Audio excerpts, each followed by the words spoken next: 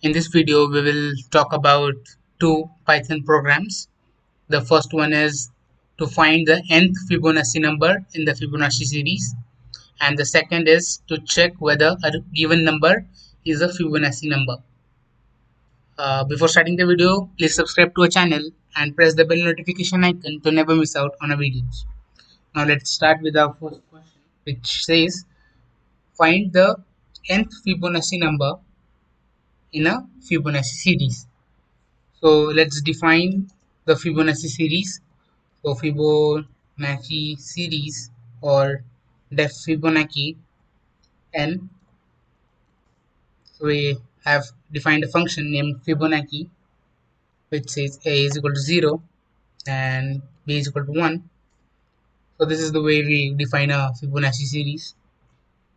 Now if n less than 0, then print incorrect, because we don't have any negative numbers in our we don't have any negative positions to print out, so we just discard the numbers in negative. Now elif n equals 0, then return a, because the first is a, so the first element in our Fibonacci series is a, and the second number we know is b. So elif n is equal to 1. So if the user wants the first position Fibonacci number, so it is b, so we return b. Then else if he wants something greater than 1, so we have this else part. Then in here I run a for loop. It says for I in range 2 till that number n. Let's do one thing.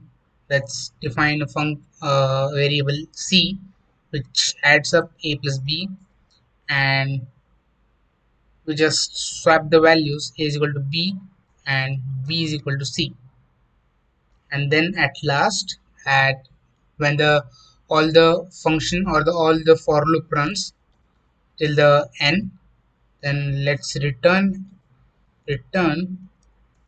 b. So the b value after this for loop ends will be our number on the nth position. So if we want to find the nth Fibonacci number in the Fibonacci series, it will be 21. So let's see how it is. Now let's print out our Fibonacci number of the nth position at the nth position. So print Fibonacci Fibonacci. It just auto completed it. Fibonacci, and just give it 9. Now let's see. So 21 is printed out. If we just pass in 1, now let's see what is our output. So we can see it's 1, because if n is equal to 1, then it returns b, and the b initially is 1. Now let's write a Python program to check if a given number is Fibonacci number.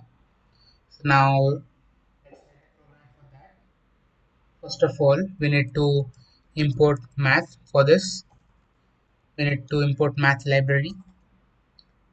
Now let's take in the value here. N is equal to int input, enter the integer to be checked, enter the integer to be checked.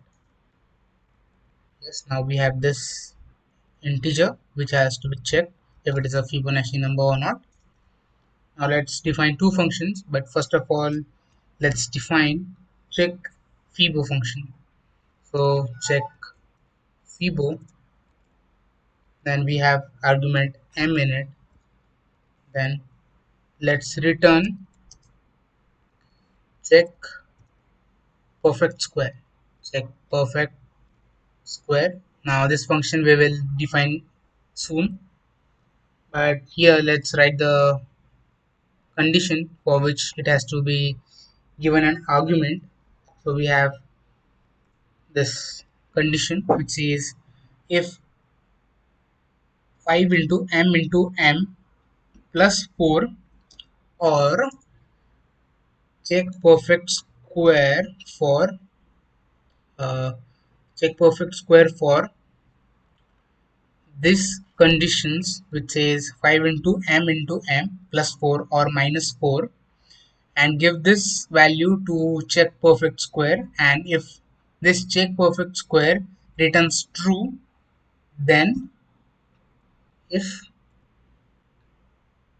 check fibo is true, if check fibo is true, it returns true, then let's print out, let's print the number n which we have taken from the user is in the fibo series or is the Fibonacci number, else it is not, else let's copy this and paste it over here, else n is not in the Fibo series.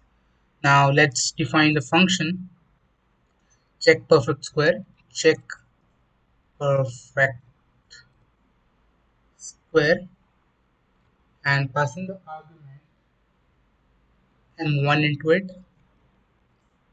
then n1 is equal to int math dot sqrt. So this math has function sqrt which is square root of m1. So let's take the square root of m1 which we got from here, then let's return n1 into n1 equals m. If n1 into n1 is equal to m, so this, sorry, m1, so if this result square is equal to m1, then it's true, so this function will return true. Then if one of these functions or if one of this value is true, then check fibo will return true. Then if check fibo is true, it is in Fibo series, otherwise it's not in Fibo series. Now let's take a sample value. We know that 3 is in Fibo series. So when we put in 3 over here, so it is 5 into 3 into 3, which is 45, plus 4 is 49. So this 49 is given to this m1. So m1 is 49. So when we do math dot square root and we have 49 over here, so we have 7. Whenever we do int, so we have n1 is equal to 7. When we return or when we check this, so 7 into 7 is 49 and m1 was 49. So these are equal and this function returns true, and this return function will also return true because this is true. And then if check fibo, so check fibo is also true, so we will print the 3. So 3 was in the fibo series. Now let's print, so 3 is not in the fibo series. Let's see what mistake did we do. See over here we have not passed in any value to our check fibo, so we have to pass in n which we have taken from the user.